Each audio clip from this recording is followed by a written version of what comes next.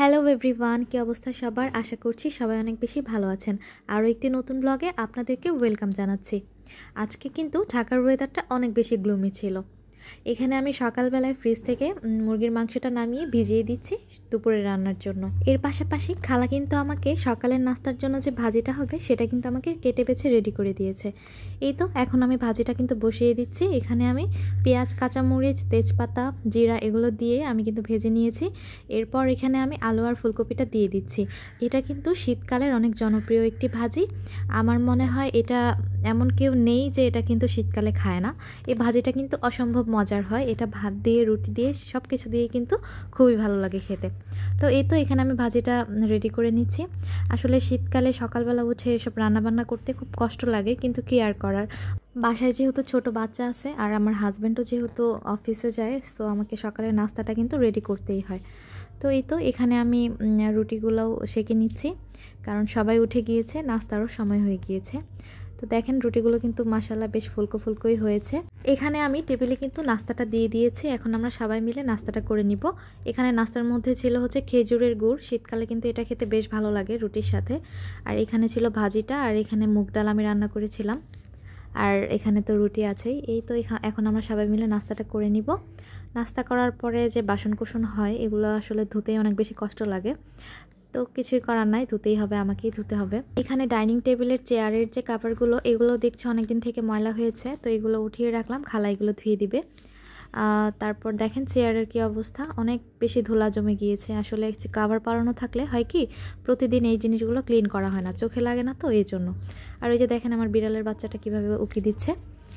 তো এই তো এখানে আমি সব ক্লিন করে নিলাম, আর খালা কিন্তু কাপড় চোপড়গুলো সব ভিজিয়ে দিয়েছে। আসলে আজকে যদিও বাইরে রোদ নেই, কিন্তু কিছুই করার নেই, আসলে অনেকগুলো কাপড় জমে গিয়েছিল, জমিয়ে রাখলে আরও বেশি হয়ে যাবে, তো উনি ধুয়ে এগুলো নেড়ে দিল। আমি ডিরেক্টলি রান্নাঘরে চলে এসেছি। এসেই কিন্তু আমি মুরগিটা ভিজিয়ে রেখেছিলাম সেটা আমি ভালোভাবে ক্লিন করে নিচ্ছি। এখানে আমি মুরগিটা ক্লিন করতে করতে আমি মশলাটাও কিন্তু কষাতে দিয়ে দিয়েছিলাম অফ ক্যামেরায়। তো আমার মশলাটা মোটামুটি কষানো হয়ে গিয়েছে। এখন আমি কেটে ধুয়ে রাখা যে মুরগিটা ছিল সেই মুরগিটা আমি এই মশলার ভিতরে অ্যাড করে দিব।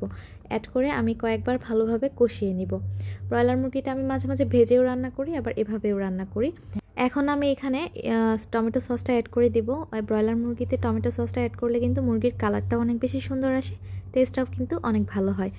তো এখানে আমি তারপর গোটা কয়েকটা কাঁচামরিচ দিয়ে ভালো করে ঢাকনা দিয়ে এখন আমি বেশ কয়েকবার কষিয়ে নিব। তো বারবার ঢাকনা উঠিয়ে আমি কিন্তু নাড়াচাড়া করে নিচ্ছিলাম। আমি কিন্তু এখনও কোনো প্রকারের পানি অ্যাড করিনি, আমি মশলার মধ্যেই কিন্তু কষাচ্ছি। তো এই তো মশলাটা কষানো হয়ে যাওয়ার পর আমি কিন্তু এখানে একটু নতুন আলু অ্যাড করব। নতুন আলুটা আমি একটু পরে অ্যাড করছি, কারণ এটা খুব তাড়াতাড়ি সিদ্ধ হয়ে যায়। আমার বাসায় সবাই যেহেতু আলুটা একটু বেশিই পছন্দ করে, এই জন্য কিন্তু আমি এতগুলো আলু অ্যাড করেছি। তারপর আমি আলু দিয়ে কষানোর পর ঝোল দিয়ে দিয়েছিলাম। তো এই যে দেখেন আমার তরকারি ফাইনাল লুক। এরপরে আমি কিন্তু আর কোনো ক্লিপ নিতে পারিনি, কারণ আমরা সবাই দুপুরে ঘুমিয়েছিলাম। তো এই তো ঘুম থেকে ওঠার পর ও খেলছে গাড়ি দিয়ে, আর আমাকে বলছে যে সে নুডলস খাবে। তাই তো আমি দৌড়ে কিচেনে এসে ওর জন্য নুডলসটা বসিয়ে দিলাম। তাই আজকে ভাবলাম, আজকে যেহেতু অনেক বেশি ঠান্ডা, তাই একটু ভাবলাম যে স্যুপ করে দিই। তো এখানে স্যুপ করার জন্য আমি একটু গাজর কুচিও অ্যাড করলাম, যাতে একটু হেলদি হয় আর কি। তো এটা আমি বেশ কিছুক্ষণ সেদ্ধ করে নিব এখন।